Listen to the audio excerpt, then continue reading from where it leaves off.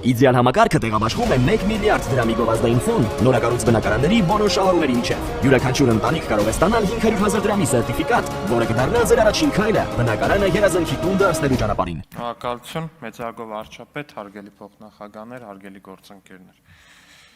Սիրելի ընդդիմություն։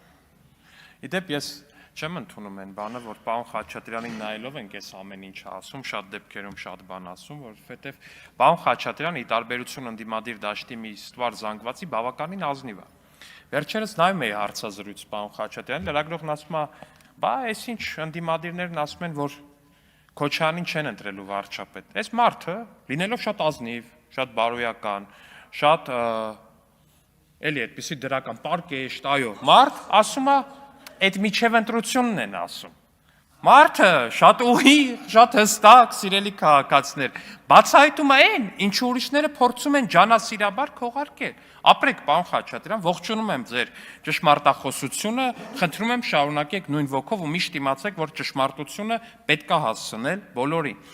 Ու ինչա պարոն Խաչատրյանի ասածը այդքան ճշմարիտ ու այդքան ակնհայտ բոլորի համար։ Մի հատ ուղղակի նայեք այս պահին դաշտում առաջադրված 3 այդ եռագլուխ կուսակցության այդ 3 գլուխներին որպես այդպեսին, այդ 3 ուժերին։ Առաջին ուժը իրանք են որպես այդպեսին։ Հայաստան դաշինք Ռոբերտ Քոչարյանի գլխավորությամբ, որը առաջադրված է որպես վարչապետի թեկնածու, այնտեղ ֆանտասմագորիայի ժանրի ցուցակով իհարկե, որտեղ օրինակ են Ժողի ինստիտուտի դեպքերով հայտնի Սաքուլիկը, եթե կհիշեք, պարոն Արծվիկ Մինասյանից մի 20 հորիզոնական ավելի բարձր ու լավ տեղ ունի, դա առհասարակ ամեն ինչ պատմում է, էլի ձեր քաղաքական ուժի արժեքների ու մնացածի մասին, ինչևէ։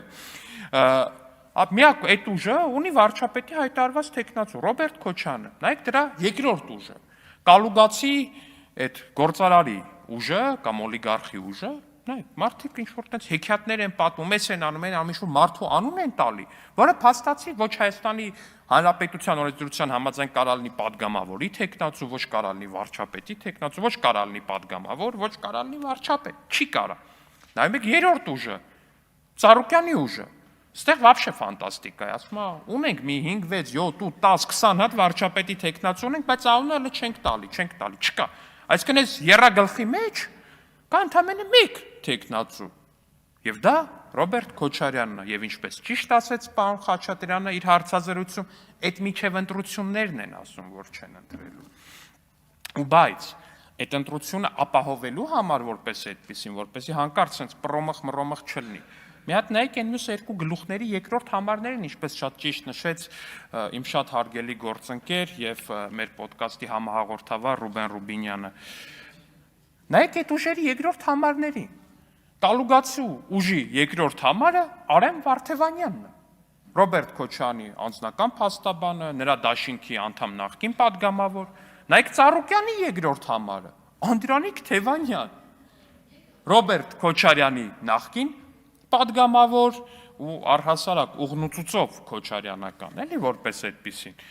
Ցուցակների մեջ էլ կարանք խորանանք։ Ցուցակների մեջ է կանխոնակ, օրինակ այստեղ հիշում եք մի հատ падգամավոր կար Ղազենյան ազգանունով այս դաշինքում, որ մի 20 անգամ առաջադրվեց հանձնաժողով պարոն Քոչ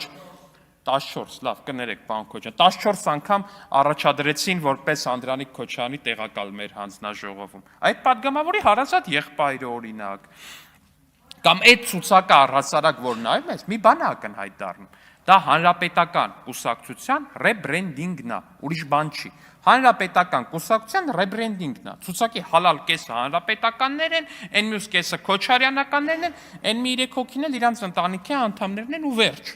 Ու սրա մասին է ամբողջ կուսակցությունը։ Այս ինչ վերաբերվում է ընտրական ազնվության եւ ոչ միայն դրա մասին։ Թե ինչով են զբաղված այդ կուսակցությունները, որպես այդպեսին հակակոռուպցիոն կոմիտեի տարածած գաղտնալսումներում ու հաղորդագրություններում։ Ինչ հետաքրքիր ձևով են վերաբերվում իրենց համակիրներին, թեկուզ փողի դիմաց։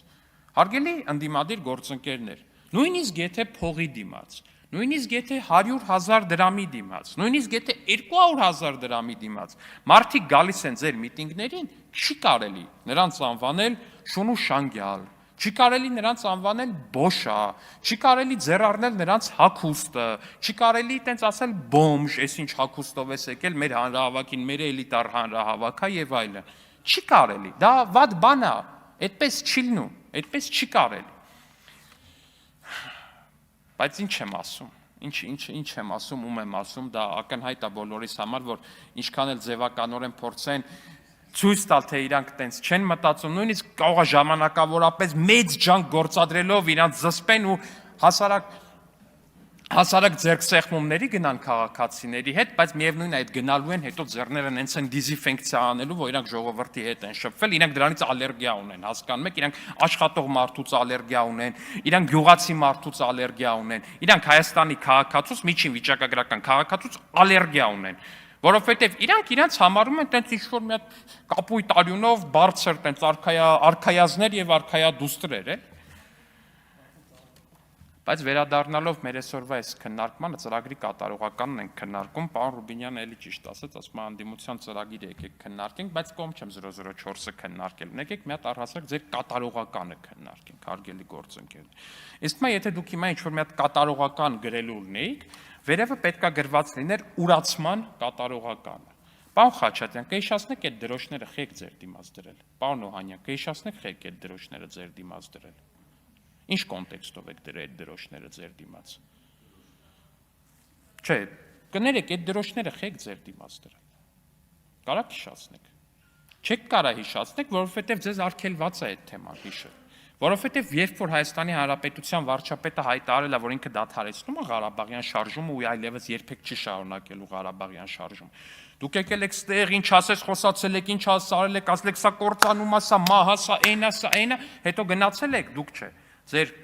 այն վերևից, այն որ ձեզ հրահանգավորում են, գնացել են հարցում են արել, տեսեք, որ Հայաստանի Հանրապետության քաղաքացիների բացարձակ մեծամասնությունը կիսում է Հայաստանի Հանրապետության վարչապետի Ղարաբաղյան շարժումը չշարունակելու մասին հայտարարությունը կիսում է այդ տեսակետը։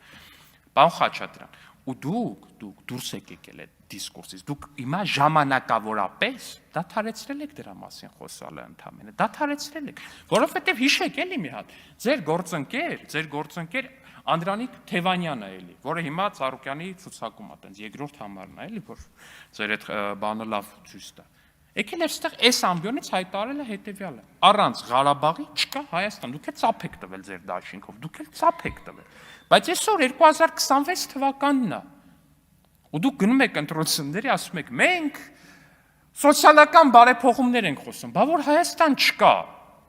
Բա որ Հայաստան պետքա չլներ հիմա, ըստ ձեր նախորդ թեզերի, այդ ինչ սոցիալական բարեփոխումների մասին եք խոսում, այդ ինչ ծրագրային կետեր եք գրում, այդ ինչեր եք խոսում առհասարակ դուք, ժողովուրդ ջան, ձեր առաջ քաշած թեզով հիմա Հայաստանի Հանրապետություն պետքա չլներ։ Բա ինչի մասին եք խոսում։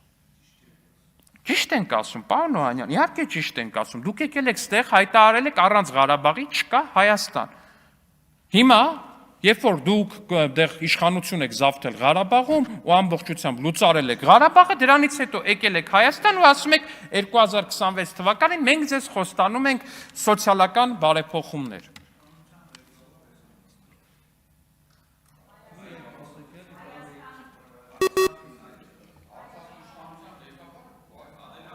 Ժողովուրդ ջան, լավ,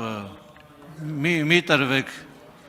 պարոն Օհանյան, խնդրում, դադարեցրեք, պարոն Խաչատրյան, դադարեցրեք,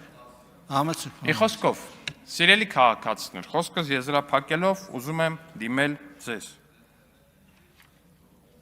Հայաստանի Հանրապետությունը կա եւ լինելու է անկախ։ Հայաստանի Հանրապետությունը կա եւ լինելու է խաղաղ, իսկ պատերազմի եռագլուխ ու բազմագլխիկ հրեշը պարտվելու է հերթական անգամ։ Շնորհակալություն։